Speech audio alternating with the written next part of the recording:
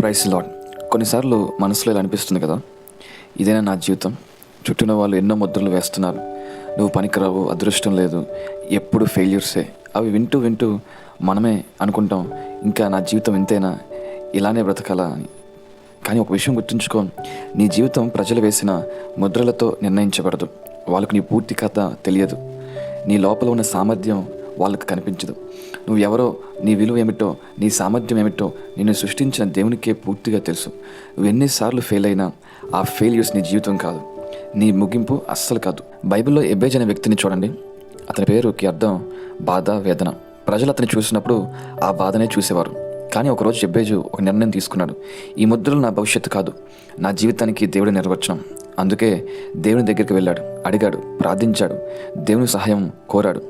మొదటి దినవృత్తాంతంలో 4:10 ఇలా రాయబడి ఉంది, ఎబ్బేజు అడిగిన అంతటిని దేవుడు అతనికి ఇచ్చాడని చెప్పి. అంతేకాదు, దేవుడు ఎబ్బేజును గౌరవనీయుడిగా చూశాడు. బాధగా, వేదనగా పిలువబడిన వాడు దేవుని దృష్టిలో గౌరవం పొందాడు. ఈరోజు నీకు నా లైఫ్ ఇంతేనా అనిపిస్తే జాగ్రత్తగా విను. నీ పేరు కాదు, నీ గతం కాదు, నీ మీద వేసిన ముద్రలు కాదు, దేవుడు నిన్ను ఎలా చూస్తున్నాడో అదే నీ నిజమైన గుర్తింపు. నువ్వు దేవుని దగ్గరకు వెళ్తే ఆయన వినే దేవుడు, సమాధానం ఇచ్చే దేవుడు. కాబట్టి ఇలా ప్రార్థించు, ప్రభువా, నా జీవితంపై ఉన్న ప్రతి తప్పు ముద్రను నువ్వు తొలగించు, నీ ఉద్దేశం ప్రకారం నన్ను నడిపించు. ఆమేన్. దేవుడు నిన్ను దీవించునుగాక.